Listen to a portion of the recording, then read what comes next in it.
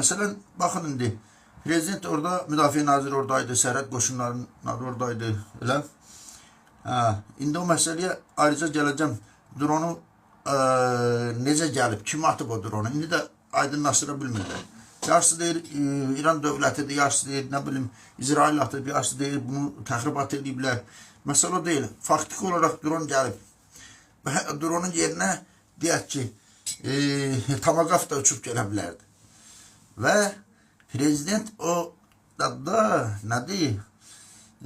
O iclasda, müşavirədə sərhəd qoşunlarının komandanından və müdafiə nazirindən dron bizim sərhədimizdən necə keçib və bu qədər məsafəni necə gəlib düz Naxçıvan aeroportuna və o deyilən o məktəbin yaxınlığına qədər necə düşüb? Əslində prezident onu soruşmalıydı. Mən xatirimdədir, yəni onu bilənlər bilirlər. Bir vaxtı belə bir şey olmuşdu hələ ilkin çağlarda. İran təyyarələri bizim sərhəddi pozmuşdular Xəzərin üzərində. Yadınıza düşəcək o sonraki bu Türkiyə qırıcıları gəldi Bakının səmasında uçub gedəndən sonra oralar rahatladı. Amma o zaman nə baş verdi? Sərhəd qoşunları Müdafiə Nazirinin boynuna atırdı ki, bunlar qorumalıdır. Bu Müdafiə Nazirliyi də deyirdi ki, sərhəd qoşunları qorumalıydı, ona görə günah onlarındır. Və nəticədə proseslərin sonunda Elçin Quliyev ən gənc general rütbəsi alan Azərbaycanda general oldu. İndi bunlar oturublar hamısı prezident adını çəkən kimi dik atılıb ayaq tutulmaq məsələni həll etməz.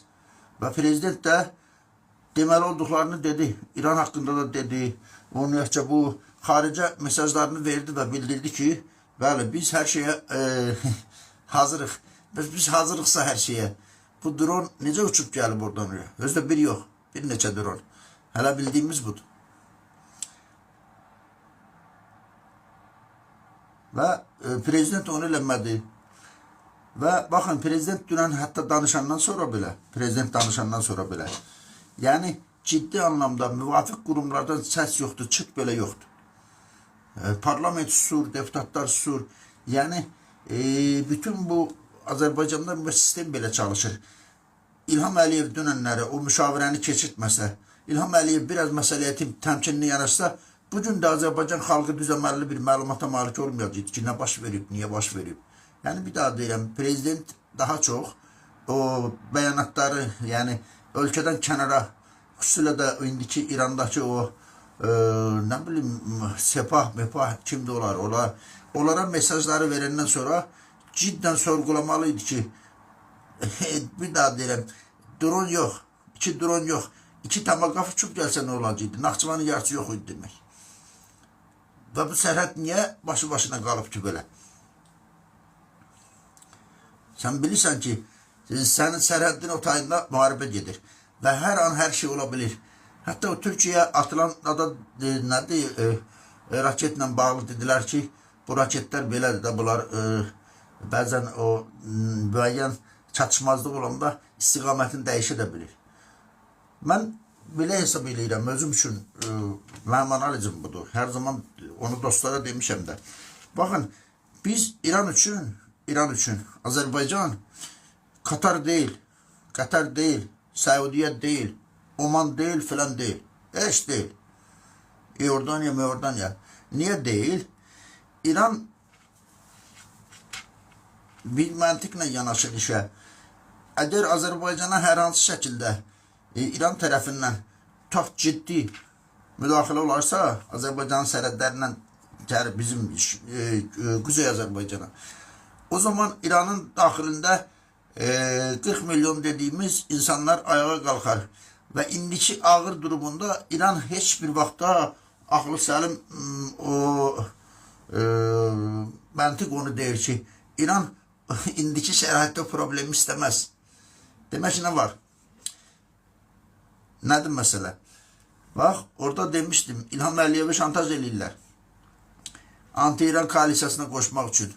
Şantaj keçmədi. İlham Əliyev dünən də dedi ki, biz öz ərazilərimizi verməyəcəyik bunların İrana müdaxilə üçün. Düzdürmü? Belə bir şəraitdə şantaj keçmədi. Təhdid keçmədi. İndi nə edirlər? Təhrik edirlər. Ki, bəs gördünüz mü? Bizi vurdular, biz məcburuq.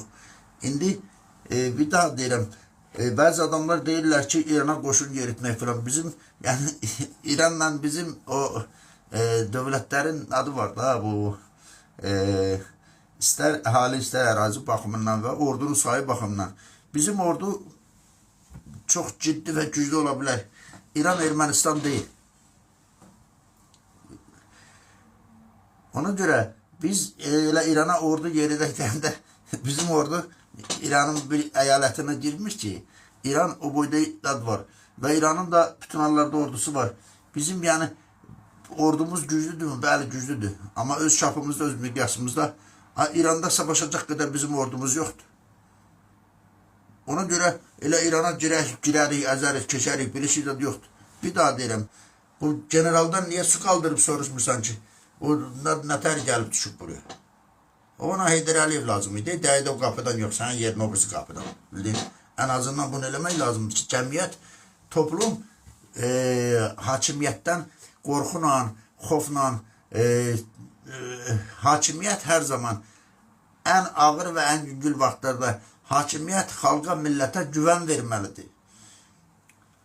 Cəmaat arxain olmalıdır ki, bizim hökumətimiz var, bizim dövlətimiz var, bizim prezidentimiz var, bizim generallarımız var. Bunlar bizi dar ayaqda qoruyacaq. Hanı bu? Niye soruşmurlar?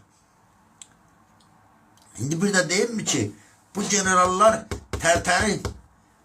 tərtəri törələn generallardır. Bunların hamısı şantaj altındadır.